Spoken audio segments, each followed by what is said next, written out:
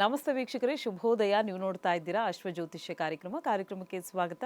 ನಾನು ಪ್ರವೀಣಿ ದಾಸ್. ವೀಕ್ಷಕರೇ, ಇವತ್ತಿನ ಕಾರ್ಯಕ್ರಮದಲ್ಲಿ ಇವತ್ತಿನ ಪಂಚಾಂಗ ಹೇಗಿದೆ, ಗ್ರಹಗತಿಗಳು ಯಾವ ರೀತಿಯಾಗಿದೆ, ದ್ವಾದಶ ರಾಶಿಗಳು ಹೇಗಿವೆ, ಯಾವ ರಾಶಿಗೆ ಶುಭ, ಯಾರಿಗೆ ಅಶುಭ, ಹಾಗೆ ಇದಕ್ಕೆ ಪರಿಹಾರ ಮಾರ್ಗಗಳು ಹೇಗಿವೆ ಅನ್ನೋದನ್ನು ಗುರುಜಿಯವರು ನಮಗೆ ತಿಳಿಸ್ಕೊಡ್ತಾರೆ. ಹಾಗೆ ಇದರೊಟ್ಟಿಗೆ ಇವತ್ತಿನ ದಿನ ವಿಶೇಷತೆಯಲ್ಲಿ ವಾಸ್ತು ದೋಷದ ಪರಿಹಾರದ ಕುರಿತಾಗಿ ತಿಳ್ಕೊಳ್ಳೋಣ. ವಾಸ್ತು ದೋಷದ ಪರಿಹಾರ ಯಾವ ರೀತಿ ಆಗಿರುತ್ತೆ, ವಾಸ್ತು ದೋಷ ಅಂದರೆ ಹೇಗಿರುತ್ತೆ, ಮನೆಯಲ್ಲಿ ವಾಸ್ತುವನ್ನು ಸರಿಯಾಗಿ ಮಾಡಬೇಕು ಅಂದರೆ ಏನಾದರೂ ಪೂಜೆ ಪುನಸ್ಕಾರಗಳಿಂದ ವಾಸ್ತುದ ದೋಷದ ನಿವಾರಣೆಯನ್ನು ನಾವು ಮಾಡಿಕೊಳ್ಬಹುದಾ, ಇದರ ನೀತಿ ನಿಯಮಗಳು ಯಾವ ರೀತಿ ಆಗಿರುತ್ತೆ, ಇದರ ಕುರಿತಾಗಿ ಒಂದಷ್ಟು ಮಾಹಿತಿಯನ್ನು ನೀಡಲಿಕ್ಕೆ ಇವತ್ತು ನಮ್ಮೊಟ್ಟಿಗೆ ಇದ್ದಾರೆ ಆಧ್ಯಾತ್ಮಿಕ ಚಿಂತಕರು, ಪ್ರಖ್ಯಾತ ಜ್ಯೋತಿಷಿಗಳು ಆಗಿರುವಂಥ ಶ್ರೀ ಆಚಾರ್ಯ ಗುರುಜಿಯವರು. ಮೊದಲನೇದಾಗಿ ಗುರುಜಿಯವ್ರನ್ನ ಕಾರ್ಯಕ್ರಮಕ್ಕೆ ಬರ್ಮಾಡ್ಕೊಳ್ಳೋಣ. ಗುರುಗಳೇ ನಮಸ್ತೆ, ಕಾರ್ಯಕ್ರಮಕ್ಕೆ ಸ್ವಾಗತ. ನಮಸ್ತೆ. ಅಸ್ಮದ್ ಗುರುಭ್ಯೋ ನಮಃ. ಗುರುರ್ಬ್ರಹ್ಮ ಗುರುರ್ವಿಷ್ಣು ಗುರುದೇವೋ ಮಹೇಶ್ವರ, ಗುರು ಸಾಕ್ಷಾತ್ ಪರಬ್ರಹ್ಮ, ತಸ್ಮೈ ಶ್ರೀ ಗುರವೇ ನಮಃ.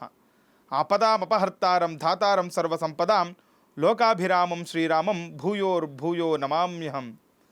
ಮನೋಜವನ್ಮಾರುತತುಲ್ಯವೇಗಂ ಜಿತೇಂದ್ರಿಯಂ ಬುದ್ಧಿಮತಾನ್ ವರಿಷ್ಠಂ ವಾತಾತ್ಮಜನ್ ವಾನರಯೂಥ ಮುಖ್ಯಂ ಶ್ರೀರಾಮಧೂತಂ ಶಿರಸಾ ನಮಾಮಿ. ಜೈ ಶ್ರೀಮನ್ನಾರಾಯಣ. ಇನ್ನು ವೀಕ್ಷಕರೇ, ಮೊದಲನೇದಾಗಿ ಇವತ್ತಿನ ಪಂಚಾಂಗ ಹೇಗಿದೆ, ಗ್ರಹಗತಿಗಳು ಯಾವ ರೀತಿಯಾಗಿದೆ ಅನ್ನೋದನ್ನ ತಿಳ್ಕೊಳ್ಳೋಣ. ಗುರುಜಿ, ಇವತ್ತಿನ ಪಂಚಾಂಗ ಹೇಗಿದೆ ತಿಳಿಸ್ಕೊಡಿ. ದಿನನಿತ್ಯವೂ ಕೂಡ ಪಂಚಾಂಗವನ್ನು ತಿಳಿದು ನಡೆಯುವುದು ತುಂಬ ವಿಶೇಷವಾಗಿರುತ್ತೆ. ಯಾಕೆ ಪಂಚಾಂಗವನ್ನು ತಿಳ್ಕೋಬೇಕು ಅಂತ ನಾವು ಪ್ರಥಮವಾಗಿ ತಿಳ್ಕೋಬೇಕಾಗುತ್ತೆ. ನೋಡಿ, ಪಂಚಾಂಗ ಅಂದರೆ ಏನು? ತಿಥಿ, ವಾರ, ನಕ್ಷತ್ರ, ಯೋಗ ಮತ್ತು ಕರ್ಣ ಅಂತ.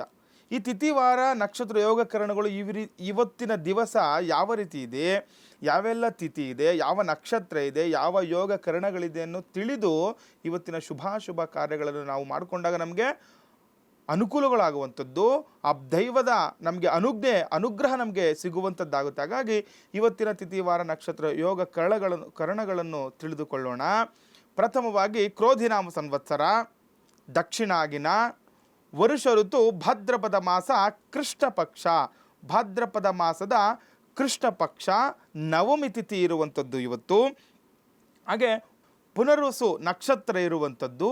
ಹಾಗೆ ಪರಿಗ ಯೋಗ, ಗರಜ ಕರ್ಣ ಇರುವಂಥದ್ದು. ಹಾಗೆ ಈ ರೀತಿ ಇವತ್ತಿನ ದಿವಸ ನಾವು ರಾಹುಕಾಲ ಮತ್ತು ಗುಳಿಕ ಕಾಲ ಮತ್ತು ಯಮಗಂಡ ಕಾಲವನ್ನು ಕೂಡ ತಿಳ್ಕೊಬೇಕಾಗುತ್ತೆ. ಇವತ್ತು ಏನಾದರೂ ಪ್ರಯಾಣಕ್ಕೆ ನಾವು ಏನೋ ಹೊರಗಡೆ ಹೋಗಬೇಕು ಅಂದ್ಕೊಂಡಿದ್ರೆ, ಅಥವಾ ಎಲ್ಲಾದರೂ ದೂರದ ಪ್ರಯಾಣ ಮಾಡಬೇಕು ಅಂದ್ಕೊಂಡಿದ್ರೆ, ಯಾವುದೇ ಒಂದು ಶುಭ ಕಾರ್ಯಗಳು ಮಾಡಬೇಕು ಅಂದ್ಕೊಂಡಿದ್ರು ಕೂಡ ಕೆಲವೊಂದು ಈ ರಾಹುಕಾಲ ಮತ್ತು ಗುಳಿಕ ಕಾಲಗಳನ್ನು, ಯಮಗಂಡ ಕಾಲಗಳನ್ನು ನೋಡ್ಕೊಳ್ತಾ ಆ ಒಂದು ಸಮಯವನ್ನು ಬಿಟ್ಟು ಇನ್ನು ಮಿಕ್ಕಂಥ ಸಮಯಗಳಲ್ಲಿ ಈ ಕೆಲಸಗಳನ್ನು ಪ್ರಾರಂಭ ಮಾಡಬೇಕಾಗುತ್ತೆ. ಹಾಗಾಗಿ ಇವತ್ತು ರಾಹುಕಾಲವನ್ನು ನೋಡೋಣ. ರಾಹುಕಾಲ ಮಧ್ಯಾಹ್ನ 1:41 3 ಗಂಟೆ 12 ನಿಮಿಷದವರೆಗೆ ಇವತ್ತು ರಾಹುಕಾಲವನ್ನು ನೋಡ್ಬೋದು. ಹಾಗೆ ಯಮಗಂಡ ಕಾಲ ಬೆಳಗ್ಗೆ 6:09 7:40 ಯಮಗಂಡ ಕಾಲವನ್ನು ನೋಡ್ಬೋದು. ಹಾಗೆ ಗುಳಿಕ ಕಾಲ 9:10 10:40 ಗುಳಿಕ ಕಾಲ ಇರುವಂಥದ್ದು. ಹಾಗೆ ಬ್ರಾಹ್ಮಿ ಮುಹೂರ್ತ, ನಿತ್ಯವೂ ಕೂಡ ಬ್ರಾಹ್ಮಿ ಮುಹೂರ್ತದ ಬಗ್ಗೆ ತಿಳ್ಕೊಳ್ತಾ ಬರ್ತಾ ಇದ್ದೀವಿ. ನೋಡಿ, ಇವತ್ತು ಗುರುವಾರ ತುಂಬ ವಿಶೇಷವಾದಂತಹ ದಿನ. ಗುರು ರಾಯರ ಅನುಜ್ಞೆ ನಮ್ಮೆಲ್ಲರಿಗೂ ಕೂಡ ಆಗಲಿ ಅಂತ ಹೇಳ್ತಾ, ಮಕ್ಕಳ ವಿದ್ಯಾಭ್ಯಾಸದಲ್ಲಿ ಏನಾದರೂ ತೊಂದರೆಗಳಿತ್ತಂದರೆ, ಮಕ್ಕಳು ಓದ್ತಾ ಇಲ್ವಾ ಅಂದರೆ, ಯಾಕಂದರೆ ನೋಡಿ, ಮಕ್ಕಳು ಓದಿದ್ದೆಲ್ಲ ತಲೆಯಲ್ಲಿ ಇರಲ್ಲ ಅಂತ ಕೆಲವರು ಹೇಳ್ತಾ ಇರ್ತಾರೆ. ಈ ಒಂದು ಸಮಯ ಬ್ರಾಹ್ಮಿ ಮುಹೂರ್ತ ತುಂಬ ವಿಶೇಷವಾಗಿ ಚಿತ್ತ ಶಾಂತಿ ಇರುತ್ತೆ. ಆ ಒಂದು ಮನಸ್ಸು ಚಂಚಲತೆ ಕಡಿಮೆ ಇರುವಂಥದ್ದು. ಈ ಒಂದು ಸಮಯದಲ್ಲಿ ವಿದ್ಯಾಭ್ಯಾಸವನ್ನು ಮಾಡಿ ನಿಮಗೆ ಅನುಗ್ರಹ ಆಗುತ್ತೆ, ಗುರುರಾಯರ ಅನುಗ್ರಹ ಕೂಡ ಆಗುವಂಥದ್ದು. ಹಾಗಾಗಿ ಬ್ರಾಹ್ಮಿ ಮುಹೂರ್ತ ಪ್ರಾತಃ ಕಾಲ ಬೆಳಗಿನ ಜಾವ 4:34 5:22 ನಮಗೆ ಇವತ್ತು ವಿಶೇಷವಾಗಿ ಬ್ರಾಹ್ಮಿ ಮುಹೂರ್ತ ಇರುವಂಥದ್ದು. ಹಾಗೆ ಸೂರ್ಯೋದಯ ಮತ್ತು ಸೂರ್ಯಾಸ್ತಮ. ಸೂರ್ಯ ಉದಯವು ಬೆಳಗ್ಗೆ ಪ್ರಾತಃ ಕಾಲ 6:09 ಸೂರ್ಯ ಉದಯ ಆದರೆ, ಸೂರ್ಯಾಸ್ತಮವು ಸಂಜೆ 6:13 ಇವತ್ತು ಸೂರ್ಯಾಸ್ತಮವನ್ನು ಕೂಡ ನಾವು ನೋಡ್ಬೋದಾಗಿದೆ. ಇನ್ನು ವೀಕ್ಷಕರು, ಇವತ್ತಿನ ಪಂಚಾಂಗ ಮತ್ತು ಗ್ರಹಗತಿಗಳ ಕುರಿತಾಗಿ ಒಂದಷ್ಟು ಮಾಹಿತಿಯನ್ನು ಗುರುಗಳು ನಮಗೆ ನೀಡಿದ್ದಾರೆ. ಇನ್ನು ದ್ವಾದಶ ರಾಶಿಗಳ ದಿನ ಭವಿಷ್ಯ ಯಾವ ರೀತಿಯಾಗಿದೆ, 12 ರಾಶಿಗಳ ಫಲಾನುಫಲ ಯಾವ ರೀತಿಯಾಗಿದೆ, ಯಾವ ರಾಶಿಗೆ ಶುಭ, ಯಾರಿಗೆ ಅಶುಭ, ಜೊತೆಗೆ ಪರಿಹಾರಗಳು ಯಾವ ರೀತಿಯಾಗಿದೆ ತಿಳ್ಕೊಳ್ಳೋಣ.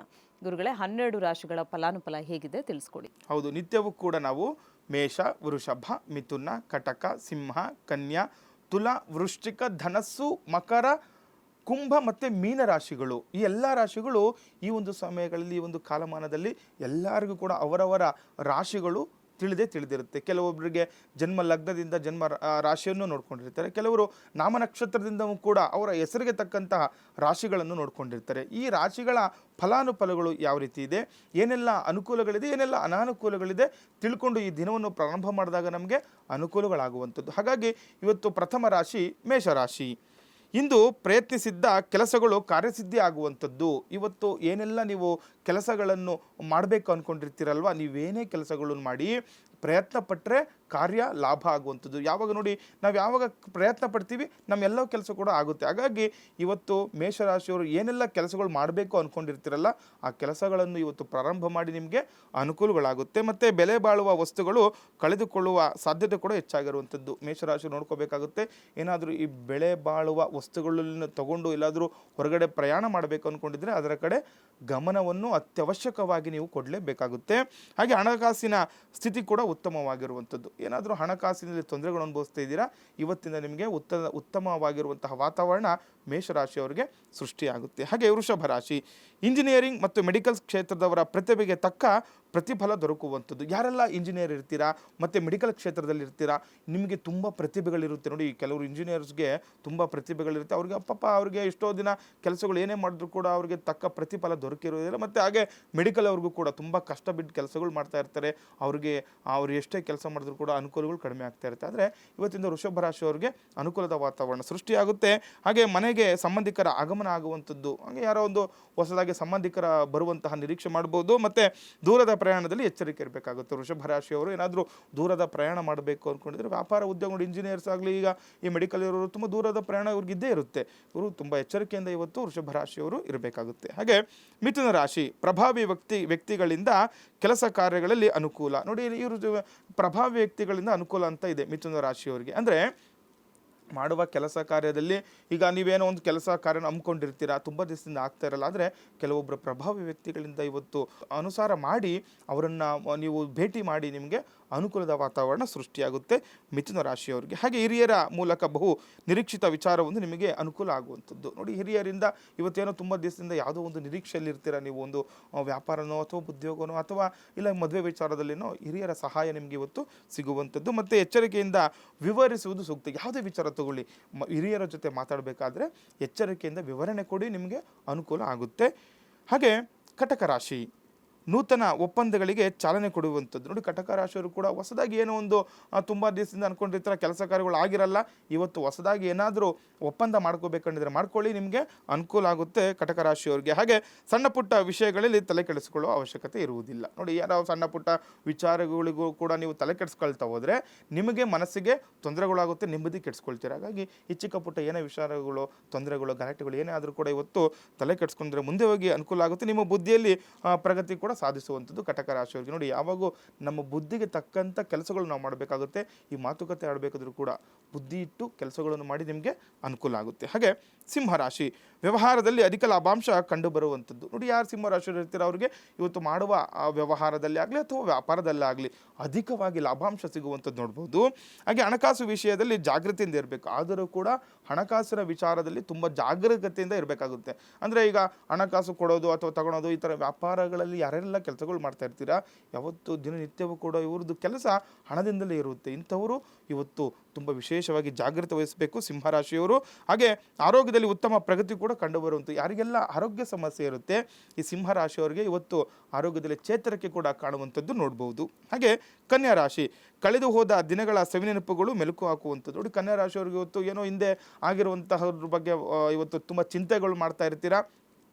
ಅದು ಒಳ್ಳೆ ಕಾರ್ಯ ಆಗಿರಲಿ ಅಥವಾ ಕೆಟ್ಟ ಕಾರ್ಯ ಆಗಿರಲಿ, ಆ ಕಳೆದು ಹೋಗಿದ್ರ ಬಗ್ಗೆ ಚಿಂತೆ ಜಾಸ್ತಿ ಮಾಡಬೇಡಿ, ನಿಮಗೆ ಅನುಕೂಲ ಆಗುತ್ತೆ. ಮತ್ತು ಅಂದುಕೊಂಡ ಕಾರ್ಯಗಳಲ್ಲಿ ಪದೇ ಪದೇ ಹಿನ್ನಡೆ ಉಂಟಾಗ್ತಿರುತ್ತೆ. ಯಾವುದೊಂದು ಕೆಲಸ ಮಾಡಬೇಕು ಅಂದ್ಕೊಳ್ತಾ ಇರ್ತೀರಲ್ವ, ಅದು ಪದೇ ಪದೇ ಹಿನ್ನಡೆ ಆಗ್ತಾ ಇರುತ್ತೆ. ಆ ಕೆಲಸ ಮಾಡಲಿಕ್ಕೆ ನಿಮಗೆ ಕೈಗೂಡದೇ ಇರಲ್ಲ. ಈ ರೀತಿ ಇವತ್ತು ಆಗುತ್ತೆ. ಮತ್ತು ಹಣಕಾಸಿನ ಸ್ಥಿತಿ ಕೂಡ ಸಾಧಾರಣವಾಗಿರುವಂಥದ್ದು. ಕನ್ಯಾ ರಾಶಿಯವರಿಗೆ ಏನು ಹೇಳುತ್ತೆ, ಇವತ್ತು ಸ್ವಲ್ಪ ಕಷ್ಟದ ವಾತಾವರಣ ಸೃಷ್ಟಿಯಾಗುವಂಥದ್ದು. ನಿಮ್ಮ ಬುದ್ಧಿವಂತಿಕೆಯಿಂದ ದಿನವನ್ನು ಕಳೆಯಿರಿ, ನಿಮಗೆ ಅನುಕೂಲ ಆಗುತ್ತೆ. ಹಾಗೆ ತುಲಾ ರಾಶಿ, ಸಿನಿಮಾ ರಂಗದಲ್ಲಿ ಹಣ ಹೂಡಿಕೆ ಮಾಡುವುದರಿಂದ ಹೆಚ್ಚಿನ ಲಾಭ. ನೋಡಿ, ತುಲಾ ರಾಶಿಯವ್ರಿಗೆ ಏನು ಹೇಳುತ್ತೆ, ಈ ಸಿನಿಮಾ ರಂಗದಲ್ಲಿ ಯಾವುದೇ ಒಂದು ಕ್ಷೇತ್ರದಲ್ಲಿ ತಗೊಳ್ಳಿ, ಈ ಸಿನಿಮಾ ರಂಗದಲ್ಲಿ ಏನಾದರೂ ನಿಮಗೆ ಹಣ ಹೂಡಿಕೆ ಮಾಡಬೇಕು ಅಂದ್ಕೊಂಡಿದ್ರೆ ಇವತ್ತು ಮಾಡಿ, ನಿಮಗೆ ಅನುಕೂಲದ ವಾತಾವರಣ ಸೃಷ್ಟಿಯಾಗುತ್ತೆ.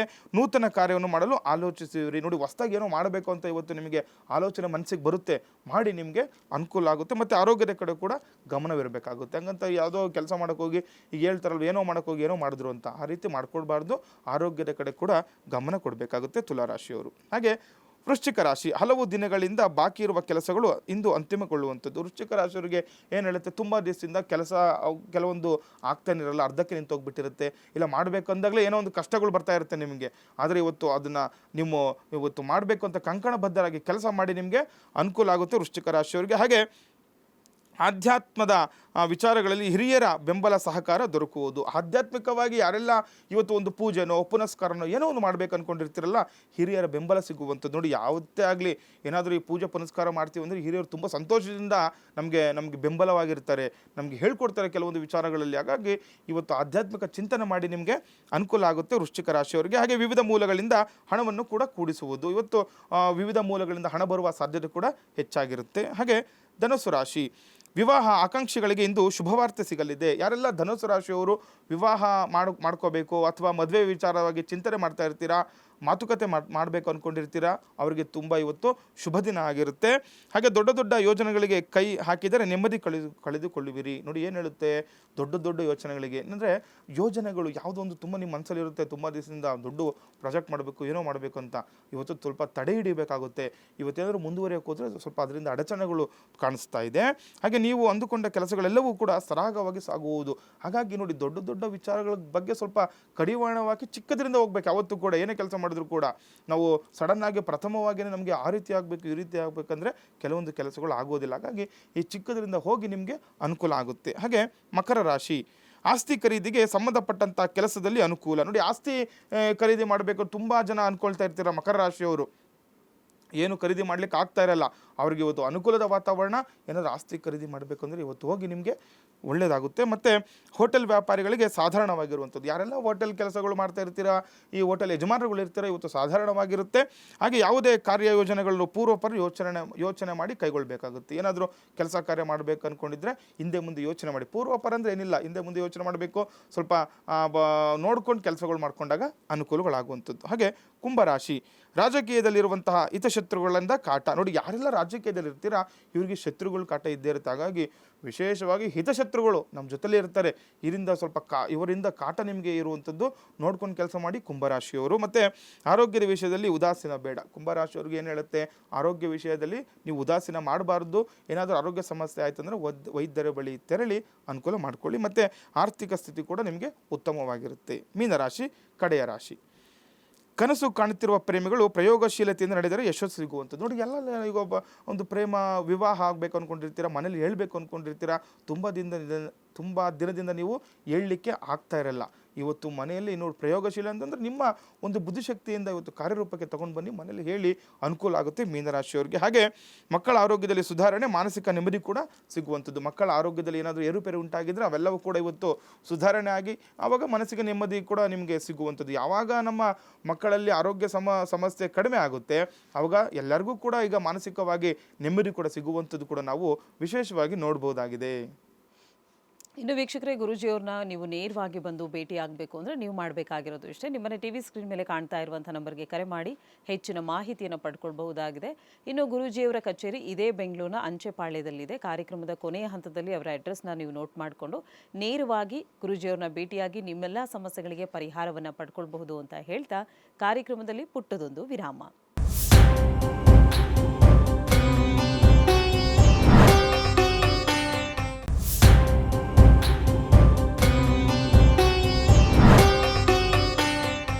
ವಿರಾಮದ ಬಳಿಕ ಅಶ್ವಜ್ಯೋತಿಷ್ಯ ಕಾರ್ಯಕ್ರಮಕ್ಕೆ ಸ್ವಾಗತ. ವೀಕ್ಷಕರೇ, ಇವತ್ತಿನ ಕಾರ್ಯಕ್ರಮದಲ್ಲಿ ಗುರುಗಳು ಒಂದಷ್ಟು ಮಾಹಿತಿಯನ್ನು ಕೊಟ್ಟಿದ್ದಾರೆ. ಇನ್ನು ದ್ವಾದಶ ರಾಶಿಗಳು ಯಾವ ರೀತಿಯಾಗಿದೆ, ಯಾವ ರಾಶಿಗೆ ಶುಭ, ಯಾರಿಗೆ ಅಶುಭ ತಿಳ್ಕೊಂಡಿದ್ದೀವಿ.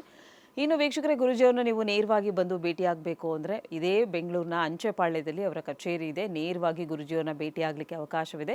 ನಿಮ್ಮಲ್ಲಿ ಯಾವುದೇ ರೀತಿಯಾದಂಥ ಸಮಸ್ಯೆಗಳಾಗಿರ್ಬೋದು, ಆ ಸಮಸ್ಯೆಗಳಿಗೆ ತಕ್ಕಂಥ ಪರಿಹಾರವನ್ನು, ಸೂಕ್ತ ಮಾಹಿತಿಯನ್ನು ಗುರೂಜಿಯವರು ತಿಳಿಸ್ಕೊಡ್ತಾರೆ. ಸೊ ಒಂದು ಅಪಾಯಿಂಟ್ಮೆಂಟ್ನ ಬುಕ್ ಮಾಡಿಕೊಂಡು ತದನಂತರ ಗುರೂಜಿಯವ್ರನ್ನ ಭೇಟಿ ಮಾಡಿದ್ರೆ ಒಳಿತು ಅಂತ ಹೇಳ್ತಾ, ಇನ್ನು ಇವತ್ತಿನ ದಿನ ವಿಶೇಷತೆಗೆ ಹೋಗೋಣ. ಇವತ್ತಿನ ದಿನ ವಿಶೇಷತೆಯಲ್ಲಿ ವಾಸ್ತು ದೋಷದ ಕುರಿತಾಗಿ ನಾವು ಮಾತಾಡ್ತಾ ಇದ್ದೀವಿ. ಸೊ ಮನೆಯಲ್ಲಿ ವಾಸ್ತು ಸರಿ ಇಲ್ಲ ಅಂತ ಹೇಳಿದ್ರೆ ಅನೇಕ ರೀತಿಯಾದಂತಹ ಸಮಸ್ಯೆಗಳನ್ನು ನಾವು ಬರಮಾಡ್ಕೊಳ್ತೀವಿ. ಹಾಗಿದ್ರೆ ಈ ವಾಸ್ತು ದೋಷದ ನಿವಾರಣೆಗೆ ಏನಾದರೂ ಪರಿಹಾರಗಳಿವೆಯಾ? ಯಾವ ರೀತಿಯಾದಂಥ ಪರಿಹಾರ ಮಾರ್ಗಗಳನ್ನು ನೀವು ಅನುಸರಿಸಬೇಕಾಗತ್ತೆ? ಏನಾದರೂ ಪೂಜೆ ಪುನಸ್ಕಾರಗಳನ್ನು ಮನೆಯಲ್ಲೇ ಮಾಡೋದ್ರಿಂದ ವಾಸ್ತು ದೋಷವನ್ನು ನಿವಾರಣೆ ಮಾಡ್ಕೊಳ್ಬಹುದಾ? ಗುರುಗಳೇ, ಇದರ ಕುರಿತಾಗಿ ಒಂದಷ್ಟು ಮಾಹಿತಿ. ನೋಡಿ, ವಾಸ್ತು ಅನ್ನುವಂಥದ್ದು ಮಾತಾಡ್ತಾನೆ ಹೇಳ್ತಾ ಇರ್ತೀವಿ, ವಾಸ್ತು ದೋಷ ವಾಸ್ತು ದೋಷ ವಾಸ್ತು ದೋಷ ಅಂತ ಯಾವಾಗಲೂ ಕೂಡ. ಯಾಕೆ ವಾಸ್ತು ದೋಷ ಬರುತ್ತೆ ಅಂತ, ಎಷ್ಟು ಪ್ರಾಮುಖ್ಯತೆ ಇದೆ ವಾಸ್ತುವಿಗೆ ನೋಡ್ಕೋಬೇಕಾಗತ್ತೆ. ಈ ವಾಸ್ತು ಅಂದ್ರೇನು? ಇದು ಒಂದು ವೈದಿಕ ಜ್ಯೋತಿಷ್ಯದಲ್ಲಿ ಒಂದು ಪದ ಆಗಿರುತ್ತೆ ವಾಸ್ತು ಅನ್ನುವಂಥದ್ದು. ಈ ವಾಸ್ತು ಪುರುಷನನ್ನು ನಾವು ಯಾವಾಗ ಮನೆಗಳಲ್ಲಿ ಆರಾಧನೆ ಮಾಡ್ದಲೇ ಇರ್ತೀವಿ, ಪೂಜಾರಿಗಳನ್ನು ಮಾಡ್ದಲೇ ಇರ್ತೀವಿ, ಈ ವಾಸ್ತು ದೋಷ ಬರ್ತಾ ಇರುತ್ತೆ. ಹಾಗೆ ಈಗ ವಾಸ್ತು ದೋಷ ಅಂದರೆ ಏನು ಅಂತ ನಾವು ಫಸ್ಟ್ ತಿಳ್ಕೊಬೇಕಾಗುತ್ತೆ. ಇದರಿಂದ ಏನೆಲ್ಲ ಕೆಟ್ಟ ಪರಿಣಾಮಗಳು ನಾವು ಅನುಭವಿಸ್ತೀವಿ ಅಂತ ತಿಳ್ಕೊಬೇಕಾಗುತ್ತೆ. ಇವಾಗ ನೋಡಿ, ಒಂದು ಮನೆ ಕಟ್ಟಬೇಕು ಅಂತ ಬಂದಾಗ ವಾಸ್ತು ನೋಡಿದ್ರಾ ಅಂತ ಹೇಳ್ತಾರೆ. ನಾವೆಲ್ಲೇ ಒಂದು ಮನೆ ಕಟ್ಟಬೇಕು ಹೋದ್ರೂ ಕೂಡ ನಾವು ಪ್ರಾರಂಭದಿಂದನೂ ಕೂಡ ವಾಸ್ತುವಿಗೆ ಎಷ್ಟು ಪ್ರಾಮುಖ್ಯತೆ ಕೊಡ್ತಾ ಬಂದಿರ್ತೀವಿ. ಇವಾಗ ಏನಾಗ್ಬಿಡುತ್ತೆ, ಇವಾಗ ಏನಾದರೂ ಹೊಸ್ದಾಗಿ ಕಟ್ಟಬೇಕು ಅಂದ್ಕೊಂಡಿರೋರೆಲ್ಲ ಮಾಡ್ತಾರೆ. ಇವಾಗ ಕೆಲವರು, ಎಲ್ರಿಗೂ ಈಗ ಇಂಜಿನಿಯರ್ಸ್ ಕೂಡ ವಾಸ್ತು ಗೊತ್ತಿದೆ. ಮತ್ತು ಇಂಜಿನಿಯರ್ಸ್ ಅಲ್ಲ, ಈ ಮನೆಯವ್ರಿಗೆ ಗೊತ್ತಿರುತ್ತೆ ಎಲ್ಲರಿಗೂ ವಾಸ್ತು ಅನ್ನುವಂಥದ್ದು. ವಾಸ್ತು ಯಾವೆಲ್ಲ, ಈಗ ವಾಸ್ತು ಅಂದರೆ ಏನು ಇಷ್ಟೇ ತಿಳ್ಕೊಬೇಕು. ಒಂದು ಕಟ್ಟಡ ನಿರ್ಮಾಣದ ಅಸಮತೋಲತೆ ಅಂದರೆ, ಈಗ ಒಂದು ಕಿಟಕಿಗಳು ಎಷ್ಟಿರಬೇಕು, ಮನೆ ಬಾಗಿಲುಗಳು ಎಷ್ಟಿರಬೇಕು, ಮತ್ತು ಯಾವ ರೀತಿಯ ಒಂದು ಮನೆ ನಿರ್ಮಾಣ ಆಗಬೇಕು, ಇದೇ ವಾಸ್ತು ಅಂತಂದರೆ. ಇದನ್ನು ನಾವು ಈಗ ಹೊಸ್ದಾಗಿ ಕಟ್ಟೋರು ನಾವು ನೋಡಿಕೊಂಡು ಕಟ್ಕೋಬೋದು. ಆದರೆ ಆಲ್ರೆಡಿ ಈಗ ಕಟ್ಬಿಟ್ಟಿರ್ತಾರೆ. ಈ ಒಂದು ನೋಡಿ, ಈಗ ಏನಾಗ್ಬಿಡುತ್ತೆ, ಕಟ್ಬಿಟ್ಟಿರೋರಿಗೆ ಯಾರೋ ಒಬ್ರು ಬಂದು ಹೇಳಿದ ತಕ್ಷಣ ಮನಸ್ಸಿಗೆ ತುಂಬ ನೆಮ್ಮದಿ ಕೆಡಿಸ್ಕೊಂಡ್ಬಿಡ್ತಾರೆ. ಹಿಂಗೆ ಹೇಳ್ಬಿಟ್ರಲ್ಲ, ಇಲ್ಲಿ ಇರಬಾರ್ದಾಗಿತ್ತು, ಈ ಶೌಚಾಲಯ ಇಲ್ಲಿರಬಾರ್ದು, ಈ ಅಡುಗೆ ಮನೆ ಇಲ್ಲಿರಬಾರ್ದು, ಈ ದೇವ್ರ ಮನೆ ಇಲ್ಲಿರಬಾರ್ದು, ನಾವು ಮಲ್ಕೊಳೋ ಜಾಗ ಇಲ್ಲಿರಬಾರ್ದು, ಈ ಥರ ಎಲ್ಲ ಹೇಳ್ಬಿಟ್ಟು ತುಂಬ ಮನಸ್ಸಿಗೆ ಬೇಜಾರು ಮಾಡಿಬಿಡ್ತಾರೆ. ಹಾಗಾಗಿ ನೀವು ಕಟ್ಟೋಕೆ ಮುಂಚೆನೇ ವಾಸ್ತುವನ್ನು ನೋಡಿಕೊಂಡು ನೀವು ಕಟ್ಕೋಬೇಕಾಗುತ್ತೆ.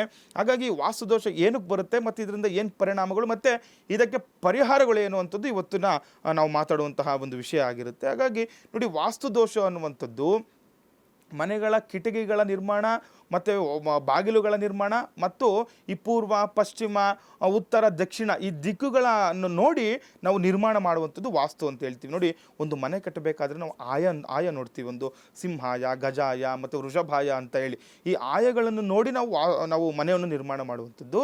ಹಾಗೆ ಇದರಿಂದ ಏನೆಲ್ಲ ಅನುಕೂಲಗಳಿದೆ ಮತ್ತು ಯಾವಾಗ ನಾವು ಈ ಕಿಟಕಿಗಳನ್ನು ಮತ್ತು ಬಾಗಿಲುಗಳನ್ನು ನಮಗೆ ಗೊತ್ತಿಲ್ಲದೇನೋ ನಮ್ಮ ಅನುಕೂಲಕ್ಕೆ ತಕ್ಕಂತೆ ಯಾವಾಗ ಮನೆಗಳನ್ನು ನಿರ್ಮಾಣ ಮಾಡ್ತೀವಿ, ಇದರಿಂದ ವಾಸ್ತು ದೋಷ ಬರುವಂಥದ್ದು. ಮತ್ತು ಯಾವಾಗ ಮನೆಗಳಲ್ಲಿ ದೈವ ಆರಾಧನೆ ಆಗ್ತಾ ಇರಲ್ಲ, ಇದರಿಂದ ವಾಸ್ತು ದೋಷ ಬರುವಂಥದ್ದು ನೋಡ್ಕೋಬೇಕಾಗುತ್ತೆ. ಹಾಗಾಗಿ ಇದರಿಂದ ಏನು ಪರಿಣಾಮಗಳಾಗುತ್ತೆ, ಇದರ ಲಕ್ಷಣಗಳೇನು, ವಾಸ್ತು ದೋಷ ಇದೆ ಅಂತ ನಾವು ಯಾವ ರೀತಿ ಮನೆಯಲ್ಲಿ ಕಂಡುಹಿಡ್ಕೊಳ್ಬೇಕಾಗುತ್ತೆ ಅಂದರೆ ನಮಗೆ ಸೂಚನೆಗಳು ಏನು ಅಂತ ನೋಡ್ಕೋಬೇಕಾಗುತ್ತೆ. ನೋಡಿ, ಯಾವಾಗ ಒಂದು ಮನೆಯಲ್ಲಿ ಆ ಕುಟುಂಬದ ಸದಸ್ಯರಲ್ಲಿ ಆರೋಗ್ಯ ನಿರಂತರವಾಗಿ ವ್ಯತ್ಯಾಸ ಆಗ್ತಾ ಇರುತ್ತೆ. ಒಂದು ಮನೆಯಲ್ಲಿ ಇರ್ತಾರೆ, ಚೆನ್ನಾಗೇ ಇರುತ್ತೆ, ಹೋಗ್ತಾ ಹೋಗ್ತಾ ಹೋಗ್ತಾ ಏನಾಗುತ್ತೆ, ನಿರಂತರ ನಿತ್ಯವಾಗಿಯೂ ಕೂಡ ಒಂದು ಆರೋಗ್ಯ ಸಮಸ್ಯೆ ಯಾರಿಗಾದರೂ ಆಗಲಿ, ಒಬ್ರಿಗೆ ಚೆನ್ನಾಗಾಯ್ತಂದ್ರೆ ಇನ್ನೊಬ್ರಿಗೆ ಹಂಗೆ ಆಗ್ತಾ ಇರುತ್ತೆ. ಈ ರೀತಿ ಆಗ್ತಾ ಇತ್ತಂದರೆ ಅದು ವಾಸ್ತು ದೋಷದಿಂದ ಆಗಿದೆ ಅಂತ ತಿಳ್ಕೊಬೇಕಾಗುತ್ತೆ. ಹಾಗೆ ನಿರಂತರ ಘರ್ಷಣೆಗಳು, ಉದ್ವಿಗ್ನತೆ ಮತ್ತು ಕುಟುಂಬದ ಸದಸ್ಯರ ಬಗ್ಗೆ ಅನುಮಾನ ಮತ್ತು ತೊಂದರೆಗಳು ಅನುಭವಿಸ್ತಾ ಇರ್ತೀವಿ. ಮತ್ತು ಏನೋ ತಪ್ಪು ತಿಳುವಳಿಕೆಗಳು. ನೋಡಿ, ಯಾವಾಗ ಮನೆಯಲ್ಲಿ ಒಬ್ರನ್ನ ಕಂಡ್ರೆ ಒಬ್ರು ಆಗ್ತಾ ಇರಲ್ಲ, ಈಗ ಅಪ್ಪ ಮಕ್ಕಳಲ್ಲೇ ತೊಂದರೆಗಳಾಗ್ತಾ ಇರುತ್ತೆ ಮತ್ತು ಅನುಮಾನಗಳು ಜಾಸ್ತಿ ಆಗ್ತಾ ಇರುತ್ತೆ. ಮತ್ತು ದಿನಗಳು ಘರ್ಷಣೆ ಅಂದರೆ ಜಗಳಗಳು ದಿನನಿತ್ಯವೂ ಕೂಡ. ಬೆಳಗ್ಗೆ ಎದ್ದ ತಕ್ಷಣ ಏನೋ ಒಂದು ಗಲಾಟೆ ಆಗುವಂಥದ್ದು, ಏನೋ ಒಂದು, ಈಗ ವ್ಯಾಪಾರಕ್ಕೆ ಉದ್ಯೋಗ ಹೊರಡಬೇಕು ಅಂದ್ಕೊಳ್ತಾ ಇರ್ತಾರೆ, ಅದ್ರ ಬಗ್ಗೆ ಚಿಂತನೆ ಆಗಲ್ಲ, ಒಂಥರ ಮನಸ್ಸು ನೆಮ್ಮದಿನೇ ಇಲ್ದಂಗೆ ಆಗ್ತಾ ಇರುತ್ತೆ. ದಿನನಿತ್ಯವೂ ಕೂಡ ಜಗಳಗಳಾಗ್ತಾ ಇರುತ್ತೆ, ಒಬ್ರನ್ನ ಕಂಡ್ರೆ ಒಬ್ರು ಆಗ್ತಾ ಇರಲ್ಲ, ಒಬ್ಬರ ಮೇಲೆ ಒಬ್ರಿಗೆ ನಂಬಿಕೆನೇ ಇರಲ್ಲ, ನಂಬಿಕೆನೇ ಹೊರಟೋಗ್ತಾ ಇರುತ್ತೆ. ಈ ರೀತಿ ಆಗ್ತಾ ಇದೆ ಅಂತಂದರೆ ಅಲ್ಲಿ ಆ ಒಂದು ಮನೆ ವಾಸ್ತು ದೋಷದಿಂದ ಕೂಡಿದೆ ಅಂತ ತಿಳ್ಕೊಬೇಕಾಗುತ್ತೆ. ಹಾಗೆ ಮತ್ತು ಆತಂಕ ಜಾಸ್ತಿ ಆಗುವಂಥದ್ದು, ಮನೆಯಲ್ಲಿ ಖಿನ್ನತೆ ಜಾಸ್ತಿ ಆಗುವಂಥದ್ದು, ಮಾನಸಿಕವಾಗಿ ಒತ್ತಡಗಳು ಜಾಸ್ತಿ ಆಗ್ತಾ ಇರುತ್ತೆ, ರೋಗ ಬಾಧೆ ಹೆಚ್ಚಿಸ್ತಾ ಇರುವಂಥದ್ದು, ಈ ರೀತಿ ಎಲ್ಲ ನೋಡ್ಕೋಬೇಕಾಗುತ್ತೆ. ಮತ್ತು ಕಠಿಣ ಪರಿಶ್ರಮದಿಂದ ಬಯಸಿದ ಫಲಿತಾಂಶ ಸಿಗದೇ ಇರುವಂಥದ್ದು, ತುಂಬ ಕಷ್ಟಪಟ್ಟು ಕೆಲಸಗಳು ಮಾಡ್ತಾ ಇರ್ತಾರೆ. ಇವ್ರದ್ದು ನೋಡಿ ತುಂಬ ವಿಶೇಷ, ಇವ್ರದ್ದು ಮನೆಯಲ್ಲಿ ಎಷ್ಟೆಲ್ಲ ಕಷ್ಟಪಟ್ಟು ಬೆಳಗ್ಗೆ ಅವರು ಪಾಪ ಮನೇಲಿ ನಿದ್ದೆನೂ ಕೂಡ ಮಾಡಲ್ಲ, ಕೆಲವರು ಊಟನೇ ಮಾಡಲ್ಲ, ಅಷ್ಟು ಬೇಗ ಕೆಲಸಗಳಿಗೆ ಹೋಗ್ತಾ ಇರ್ತಾರೆ. ಏನೆಲ್ಲ ಕಷ್ಟ ಬಿದ್ದರೂ ಕೂಡ ಅವ್ರಿಗೆ ತಿಂಗಳ ಕೊನೆಯಲ್ಲಿ ಅವ್ರಿಗೆ ಏನು ಆ ಹಣ ಸಿಗೋದಿಲ್ಲ, ತುಂಬ ಕಷ್ಟ ಬೀಳ್ತಾ ಇರ್ತಾರೆ. ಎಷ್ಟು ಕಷ್ಟ ಬಿದ್ದರೂ ಕೂಡ ಹಣದ ತೊಂದರೆಗಳು ಆ ಒಂದು ಮನೆಯಲ್ಲಿ ಅನುಭವಿಸ್ತಾನೆ ಇರ್ತಾರೆ. ಈ ರೀತಿ ಆದಾಗಲೂ ಕೂಡ ವಾಸ್ತು ದೋಷ ಇದೆ ಅಂತ ತಿಳ್ಕೊಬೇಕಾಗುತ್ತೆ. ಹಾಗೆ ವೃತ್ತಿ ಜೀವನದಲ್ಲಿ ಅಡೆತಡೆಗಳು ಮತ್ತು ತೊಂದರೆಗಳು ಅನುಭವಿಸುವುದು, ಕಠಿಣ ಪರಿಶ್ರಮ ಸಿಕ್ಕಿದ್ರೂ ಕೂಡ ಫಲಿತಾಂಶ ಸಿಗದೇ ಇರೋದು. ನೋಡಿ, ಆವಾಗಲೇ ಹೇಳಿದೆ, ಮಾಡುವ ಕೆಲಸ ಕಾರ್ಯದಲ್ಲಿ ಎಷ್ಟೇ ಕೆಲಸ ಮಾಡಿದ್ರು ಕೂಡ ಅವ್ರ ವೃತ್ತಿ ಜೀವನ ನೋಡಿ ಮನೆಯಿಂದನೇ ಅವರು ಹೊರಡುವಂಥದ್ದಲ್ವಾ. ಈಗ ಯಾವುದೊಂದು ಕೆಲಸಕ್ಕೆ ಹೋಗಬೇಕಾಗುತ್ತೆ ಅಥವಾ ಯಾವುದೋ ಒಂದು ವ್ಯಾಪಾರನ ಉದ್ಯೋಗ ಪ್ರಾರಂಭ ಮಾಡಬೇಕು ಅಂದ್ಕೊಳ್ತಾ ಇರ್ತಾರೆ, ಅದ್ರ ಕೈ ಹಿಡಿಯೋದಿಲ್ಲ. ಏನೋ ಒಂದು ಮಾಡೋಕ್ಕೆ ಹೋಗ್ತಾರೆ, ಎಲ್ಲ ಚೆನ್ನಾಗಿರುತ್ತೆ, ಲಾಸ್ಟಿಗೆ ಅದು ಕೆಟ್ಟೋಗ್ಬಿಡುವಂಥದ್ದು ಆಗ್ತಾ ಇರುತ್ತೆ. ಇದೆಲ್ಲ ವಾಸ್ತು ದೋಷದಿಂದ ಬರುತ್ತೆ ಅಂತ ತಿಳ್ಕೊಬೇಕಾಗುತ್ತೆ. ಹಾಗೆ ವಾಸ್ತುದೋಷದಿಂದ ಪ್ರಭಾವಿತರಾಗಿರುವ ವ್ಯಕ್ತಿಗಳು ಹಠಾತ್ ಆರ್ಥಿಕ ನಷ್ಟವನ್ನು ಅನುಭವಿಸುವುದು ಮತ್ತು ವ್ಯವಹಾರದ ಮೇಲೆ ತುಂಬ ಪರಿಣಾಮ ಬೀರುತ್ತೆ. ಹಠಾತ್ತಾಗಿ ಅವರು ಯಾವುದೋ ಒಂದು ಒಳ್ಳೆ ಕೆಲಸ ಮಾಡ್ತಾ ಇರ್ತಾರೆ, ಒಳ್ಳೆ ಪ್ರಾಜೆಕ್ಟ್ ರೆಡಿ ಆಗಿರುತ್ತೆ, ಎಲ್ಲ ಮಾಡ್ತಾ ಇರ್ತಾರೆ. ಈಗ ನೋಡಿ, ಈಗ ದೊಡ್ಡ ದೊಡ್ಡ ಬಡಾವಣೆಗಳು ಮಾಡ್ತಾ ಇರ್ತಾರೆ, ಲೇಔಟ್ಗಳು ಮಾಡ್ತಾ ಇರ್ತಾರೆ. ಇವರೆಲ್ಲ ಅಷ್ಟೇ ನೋಡಿ, ಮನೆಯಲ್ಲಿ ವಾಸ್ತು ಸರಿ ಇಲ್ಲ ಅಂತಂದರೆ ಎಷ್ಟೋ ಚೆನ್ನಾಗಿ ಅದಷ್ಟೇ ಎಲ್ಲ ಬೇರೆ ಎಲ್ಲೋ ಇನ್ವೆಸ್ಟ್ಮೆಂಟ್ ಮಾಡಿರ್ತಾರೆ. ಯಾವುದೋ ಒಂದು ವ್ಯಾಪಾರ ಉದ್ಯೋಗ ಪ್ರಾರಂಭ ಮಾಡಬೇಕಂತ ಒಂದು ಕೆಲವ್ರ ಜೊತೆ ಸೇರಿಕೊಂಡು ಎಲ್ಲ ಏನೋ ಚೆನ್ನಾಗಿ ಎಲ್ಲ ಇನ್ವೆಸ್ಟ್ಮೆಂಟ್ ಎಲ್ಲ ಆಗಿರುತ್ತೆ, ಎಲ್ಲ ತಿಳಿದೇ ಮಾಡಿರ್ತಾರೆ. ಆದರೆ ಕೆಲವೊಂದು ಸಂದರ್ಭದಲ್ಲಿ ಹಠಾತ್ತಾಗಿ ಅದು ಎಲ್ಲ ನಿರ್ನಾಮ ಆಗಿಬಿಡುತ್ತೆ, ಎಲ್ಲ ದುಡ್ಡು ಹಣ ಕಳ್ಕೊಂಡ್ಬಿಡ್ತಾರೆ. ಇದೆಲ್ಲ ವಾಸ್ತು ದೋಷದಿಂದ ಆಗುವಂಥದ್ದು. ಇದಕ್ಕೆಲ್ಲ ಏನು ಪರಿಹಾರಗಳು ಮಾಡ್ಕೋಬೇಕು ಅದನ್ನೆಲ್ಲ ನೋಡ್ಕೋಬೇಕಾಗುತ್ತೆ. ಈಗ ಕೆಲವೊಂದು ಸುಲಭ ಪರಿಹಾರಗಳು ಕೂಡ ಇರುತ್ತೆ, ಮತ್ತು ಕೆಲವೊಂದು ಹೋಮ ಹವನಾದಿಗಳಿಂದ ಮಾಡುವಂಥದ್ದು ಇರುತ್ತೆ. ನೋಡಿ, ಪರಿಹಾರಗಳೇನು, ಮನೆ ವಾಸ್ತು ನಾವು ಏನು ಮಾಡ್ತೀವಿ, ಕೆಲವೊಂದು ವಾಸ್ತು ವಿಸಿಟ್ ಮಾಡಿದಾಗ ನಾವು ಅಲ್ಲಿ ನೋಡಿದಾಗ ಹೇಳ್ತೀವಿ, ಕೆಲವೊಂದು ಈ ಬಾಗಿಲುಗಳನ್ನು ಮತ್ತು ಕಿಟಕಿಗಳನ್ನು ಚೇಂಜ್ ಮಾಡೋದಿರುತ್ತೆ, ಅದನ್ನು ಬದಲಾವಣೆ ಮಾಡೋದಿರುತ್ತೆ. ಅದು ನೋಡ್ಕೋಬೇಕು. ಯಾಕಂದರೆ ಈಗ ಬದಲಾವಣೆ ಮಾಡಬೇಕು ಅಂದ್ಕೊಂಡಾಗ ಈ ಒಂದು ಕಾಲಮಾನದಲ್ಲಿ ತುಂಬ ಕಷ್ಟ ಆಗ್ತಾ ಇರುತ್ತಲ್ವಾ. ಈಗ ಮನೆ ಕಟ್ಟೋದೇ ಕಷ್ಟ, ಅದರಲ್ಲಿ ಈಗ ಮತ್ತೆ ಅದನ್ನು ಒಡೆದು ಮತ್ತೆ ನಿರ್ಮಾಣ ಮಾಡಬೇಕಂದ್ರೆ ತುಂಬ ಕಷ್ಟದ ವಾತಾವರಣ ಸೃಷ್ಟಿಯಾಗುತ್ತೆ. ಹಾಗಾಗಿ ಯಥೇಚ್ಛವಾಗಿ ಜಾಸ್ತಿ ವಾಸ್ತುದೋಷ ಇತ್ತು ಅಂತಂದರೆ ಅದನ್ನು ನಾವು ಕೆಡವಿ ಮಾಡಲೇಬೇಕಾಗುತ್ತೆ. ಅದೇ ಮತ್ತು ಅದ್ರ ಜೊತೆ ಏನು ಮಾಡ್ಬೋದು, ಮತ್ತು ವಾಸ್ತು ನೋಡಿ, ವರ್ಷಕ್ಕೊಮ್ಮೆ ಆದ್ರೂ ಮನೆಯಲ್ಲಿ ವಾಸ್ತು ಹೋಮ ಮಾಡಬೇಕು ಅಂತ ಶಾಸ್ತ್ರ ಹೇಳುತ್ತೆ. ಹಾಗಾಗಿ ವಾಸ್ತು ಪುರುಷನ ಹೋಮಗಳನ್ನು ಮಾಡಬೇಕು. ಮತ್ತು ಈಗ ಮನೇಲಿ ಹೇಳ್ತೀವಿ ನಾವು ಅಷ್ಟದಿಗ್ಬಂಧನ ಅಂತ. ಯಾವಾಗ ನಾವು ಕೆಲವೊಂದು ಮನೆ ತುಂಬ ಚೆನ್ನಾಗಿ ಕಟ್ಕೊಂಡ್ಬಿಟ್ಟಿರ್ತಾರೆ, ಅದನ್ನು ನಾವು ನಿರ್ಮೂಲನೆ ಮಾಡೋಕ್ಕಾಗಲ್ಲ, ಹೊಡೆಯೋಕ್ಕಾಗಲ್ಲ, ಜಾಸ್ತಿ ವಾಸ್ತು ದೋಷ ಆಗ್ತಾ ಇರುತ್ತೆ, ಮನೆಯಲ್ಲಿ ಪ್ರಾಣಹಾನಿ ಕೂಡ ಆಗಿಬಿಟ್ಟಿರುತ್ತೆ. ಇವಾಗೇನಾಗುತ್ತೆ, ಚೆನ್ನಾಗಿದ್ದವರು ಮನೇಲಿ ಸತ್ತೋಗ್ಬಿಟ್ಟಿರ್ತಾರೆ ನೋಡಿ. ಇವಾಗೆಲ್ಲ ಅದಕ್ಕೆಲ್ಲ ಅಷ್ಟೊತ್ತಿಗೆ ಬಂದರೆ ಮಾಡಲೇಬೇಕು, ಇಲ್ಲ ಅಂತಂದರೆ ಅವರಿಗೆ ಆ ಒಂದು ಇದರಿಂದ ಅವ್ರಿಗೆ ಪರಿಹಾರ ಆಗೋದೇ ಇಲ್ಲ, ವಾಸ್ತುದೋಷ ಅದು. ಹಾಗಾಗಿ ಮನೆಯಲ್ಲಿ ಅಷ್ಟದಿಗ್ಬಂಧನ ಮಾಡಬೇಕಾಗುತ್ತೆ. ಮತ್ತು ಈಗ ಸುದರ್ಶನ ಹೋಮಗಳು, ಈ ಪ್ರತ್ಯಂಗಿರ ಹೋಮಗಳು, ಇವನ್ನೆಲ್ಲ ಕೆಲವೊಂದು ಮಾಡ್ಕೊಳ್ಳೇಬೇಕಾಗುತ್ತೆ. ಅಷ್ಟದಿಗ್ಬಂಧನ ಮನೆಯಲ್ಲಿ ನೋಡಿ, ವಿಶೇಷವಾಗಿ ನಾವು 8 ದಿಕ್ಕುಗಳಲ್ಲಿ ಕೂಡ ಅದು ಬಂಧನವನ್ನು ಮಾಡ್ತೀವಿ. ಅದನ್ನು ಸುಮ್ಮನೆ ತೊಗೊಂಡೋಗಿ ಇಟ್ಬಿಡೋದಲ್ಲ, ಒಂದು ಕಳಶಗಳಲ್ಲಿ ಅದಕ್ಕೆ ಅನುಷ್ಠಾನ ಮಾಡಿ ಪೂಜಾದಿಗಳನ್ನು ಮಾಡಿ ಅಷ್ಟ ದಿಕ್ಕುಗಳಲ್ಲಿ ಕೂಡ ದಿಗ್ಬಂಧನ ಮಾಡಿ ಪೂಜೆಗಳು ಮಾಡುವಂಥದ್ದು. ಈ ರೀತಿ ಮಾಡ್ಕೊಂಡಾಗ ನಮಗೆ ಏನೇ ವಾಸ್ತು ದೋಷಗಳಿದ್ರೂ ಕೂಡ ಅದು ಕಡಿಮೆ ಆಗ್ತಾ ಬರುತ್ತೆ, ಮತ್ತು ನಿರ್ನಾಮ ಕೂಡ ಆಗುವಂಥದ್ದು. ಮತ್ತು ಈಗ ಕೆಲವೊಂದು ನೋಡಿ, ಈಗ ಮೆಟ್ಟಿಲುಗಳು ನಿರ್ಮಾಣ ಆಗಿಬಿಟ್ಟಿರುತ್ತೆ, ಯಾವತ್ತೂ ಕೂಡ ಹೇಳ್ತಾರೆ ಈ ಮೆಟ್ಟಿಲು ನಿರ್ಮಾಣ ಆಗುವಂಥದ್ದು ಯಾವತ್ತೂ ಬಲಭಾಗದಿಂದ ಹೋಗಬೇಕು ಅಂತ ಹೇಳ್ತಾರೆ. ಪ್ರದಕ್ಷಿಣೆ ರೂಪದಲ್ಲಿ ನಾವು ಮೆಟ್ಟಲನ್ನ ಹತ್ತಬೇಕು. ಕೆಲವೊಂದು ಈಗ ಮನೆ ಕಟ್ಟುವ ಸಂದರ್ಭದಲ್ಲಿ ಅಲ್ಲೇನು ನಮಗೆ ಇರುತ್ತೆ, ಆ ರೀತಿ ನೋಡಿಕೊಂಡು ಅವ್ರು ಏನು ಮಾಡಿಬಿಡ್ತಾರೆ, ವಿರುದ್ಧ ದಿಕ್ಕಿನಲ್ಲಿ ಕೆಲವೊಂದು ಸ್ಟೇರ್ ಕೇಸ್ ಅಂತೆಲ್ಲ ಹೇಳ್ತೀವಿ, ಇದನ್ನು ನಿರ್ಮಾಣ ಮಾಡಿಬಿಟ್ಟಿರ್ತಾರೆ. ಇದನ್ನು ನಾವು ಹೊಡಿಲಿಕ್ಕೆ ಆಗಲ್ಲ. ಇವಾಗ ಏನು ಮಾಡ್ಕೋಬೇಕು, ಕೆಲವೊಂದು ನೋಡಿ ಆ ಒಂದು ವಿಚಾರಗಳು ಬಂದಾಗ ಈಗ ಅಷ್ಟದಿಗ್ಬಂಧನಗಳಾಗಲಿ, ಈ ವಾಸ್ತು ಯಂತ್ರಗಳು ಕೂಡ ಸ್ಥಾಪನೆ ಮಾಡಿಕೊಡ್ತೀವಿ. ಈ ರೀತಿ ವಾಸ್ತು ಯಂತ್ರಗಳನ್ನ ಮನೆಯಲ್ಲಿ ಸ್ಥಾಪನೆ ಮಾಡಿ ಪೂಜೆ ಮಾಡಬೇಕಾಗುತ್ತೆ. ನಾವೇನೋ ಹೋಗ್ಬಿಟ್ರು ಗುರುಜಿಗಳು ಬಂದು ಪೂಜೆ ಮಾಡಿ ಹೋದರು ಅಂತ ಅಷ್ಟೇ ಅಲ್ಲ. ಅದು ಕೆಲವೊಂದು ನಾವು ಯಂತ್ರಗಳು ಮತ್ತು ತಂತ್ರಗಳೆಲ್ಲ ಮಾಡಿ ಕೊಟ್ಟಿರ್ತೀವಿ, ಅದಕ್ಕೆ ಮನೇಲಿಟ್ಟು ಪೂಜೆಗಳು ಮಾಡ್ಕೊಳ್ಳುವಂಥದ್ದು ಕೂಡ ಇದೆ. ವಾಸ್ತು ಯಂತ್ರ ಸ್ಥಾಪನೆ ಮಾಡಿ ಪೂಜೆ ಮಾಡ್ಕೊಳ್ಳಿ.